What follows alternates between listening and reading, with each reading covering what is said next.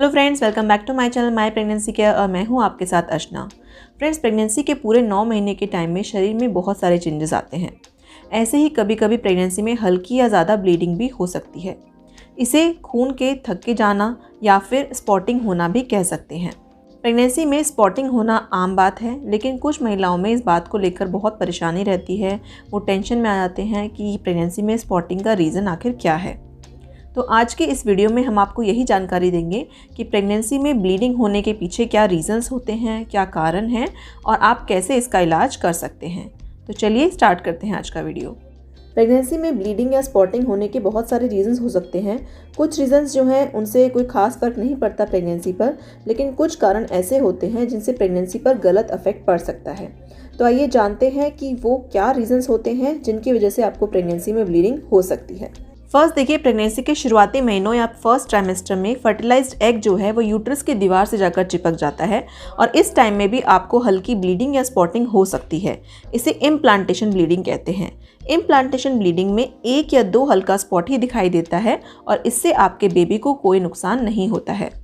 Next friend, first trimester में miscarriage होने का खतरा ज़्यादा रहता है। अगर किसी रीज़न की वजह से गर्भ में ही बच्चे की डेथ हो जाती है तो भी ब्लीडिंग हो सकती है। ऐसे में आपको कमर में तेज़ दर्द के साथ साथ हैवी ब्लीडिंग होने के चांसेस रहते हैं। प्रेगनेंसी में ब्लीडिंग होने का एक और रीज़न जो है एक्टोपिक प्रेगनेंसी भी हो सकता है। इसमें फर्टिलाइज्ड एग जो है यूट्रस के बाहर फैलोपियन ट्यूब, एब्डोमिनल कैविटी या फिर गर्भाशय ग्रीवा में जाकर फर्टिलाइज हो जाता है और एग के यूट्रस की जगह कहीं और फर्टिलाइज होने की कंडीशन में आपको हल्की या ज़्यादा ब्लीडिंग हो सकती है। ऐसे में आपको तुरंत डॉक्टर के पास जाना चाहिए। अगर आपको सेकेंड या थर्ड ट्राइमेस्टर में ब्लीडिंग होती है तो इसका एक रीज़न प्लेसेंटा प्रीविया भी हो सकता है।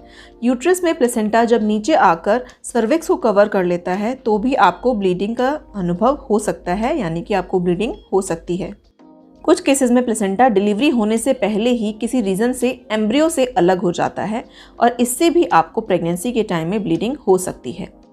नेक्स्ट देखिए, अगर आपको प्रेगनेंसी के टाइम में 20th वीक से लेकर 37 वीक यानी कि 20 से लेकर 37वें वीक के बीच ब्लीडिंग होती है तो ये प्री मैच्योर डिलीवरी यानी कि टाइम से पहले जो डिलीवरी होती है उसके होने का लक्षण हो सकता है। प्रेगनेंसी में कभी कभी सर्वाइकल इन्फेक्शंस भी हो जाते हैं जिनकी वजह से ब्लीडिंग हो सकती है। इसमें आपको हल्की स्पॉटिंग हो जाती है और इन केसेस में सिर्फ एंटीबायोटिक्स देने की ज़रूरत पड़ती है। प्रेगनेंसी के कुछ केसेस में जो एम्ब्रियो होता है वो यूट्रस की दीवार से थोड़ा अलग हट जाता है, इस वजह से भी ब्लीडिंग हो जाती है।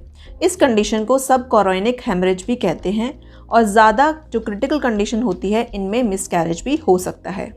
इसके अलावा मोलर प्रेगनेंसी की वजह से भी ब्लीडिंग हो सकती है। इसमें प्लेसेंटा की ग्रोथ एबनॉर्मल तरीके से होती है। ये केसेस बहुत ही कम देखने को मिलते हैं। तो फ्रेंड्स, प्रेगनेंसी में होने वाली ब्लीडिंग को रोकने के लिए उसके पीछे के रीजंस को जानना ज़रूरी है। इसके लिए आपको डॉक्टर से अल्ट्रासाउंड कराने की ज़रूरत पड़ती है और उसी के रिजल्ट्स पे डिपेंड करता है कि डॉक्टर आपको क्या ट्रीटमेंट देंगे। देखिए, अगर ब्लीडिंग एक्टोपिक प्रेगनेंसी की वजह से हो रही है तो इसे दवाइयों या सर्जरी की मदद से रोका जा सकता है, लेकिन इस केस में आपकी प्रेगनेंसी डिसकंटिन्यू हो सकती है, यानी कि आगे प्रेगनेंसी नहीं रहेगी। अगर आपको 20वें हफ्ते से पहले ही ब्लीडिंग या स्पॉटिंग होती है तो इसे थ्रेटेंड अबॉर्शन कहते हैं और इसमें डॉक्टर आपको कंप्लीट बेड रेस्ट की सलाह देते हैं। मिसकैरेज हो जाने पर अगर आपको कम या ज़्यादा ब्लीडिंग हो रही है तो डॉक्टर के पास जाकर अच्छे से गर्भाशय की सफाई करानी चाहिए, यानी कि यूट्रस को अच्छे से क्लीनिंग करानी चाहिए। फ्रेंड्स, प्रेगनेंसी के टाइम में जो ब्लीडिंग होती है इसमें आपको डॉक्टर से बात करना तो ज़रूरी है ही, पर साथ ही साथ आपको घर में भी कुछ बातों का ध्यान रखना चाहिए। तो आइए जानते हैं कि वो बातें क्या हैं। पहली चीज़ की ब्लीडिंग होने पर बेड रेस्ट करने की कोशिश करें। कोई भी भारी काम या ज़्यादा वजन उठाने वाले काम बिल्कुल ना करें। नेक्स्ट, अपने शरीर को हमेशा हाइड्रेटेड रखें, ज़्यादा से ज़्यादा पानी पिएं और लिक्विड्स लें। प्रेगनेंसी में फॉलिक एसिड ज़रूर लेनी चाहिए। ये आपके और आपके होने वाले बच्चे दोनों के लिए ही ज़रूरी है।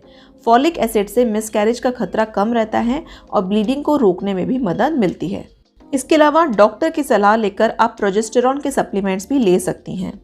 प्रेगनेंसी में अगर आपको ब्लीडिंग ज़्यादा ही हो रही है तो इसमें जो है आप अपने पार्टनर से दूर रहें, यानी कि इस टाइम पर आपको रिलेशंस नहीं बनाने चाहिए। और लास्ट की आपको किसी भी तरह के स्ट्रेस से दूर रहना चाहिए। प्रेगनेंसी टाइम में कोई भी टेंशन आप मत लीजिए और जितना हो सके हेल्दी और बैलेंस डाइट लें। तो फ्रेंड्स, यही था हमारा आज का वीडियो। आई होप आपको कई चीज़ें क्लियर हुई होंगी। हम आगे भी आपके लिए ऐसे ही इन्फॉर्मेशनल वीडियोस लाते रहेंगे। Thank you.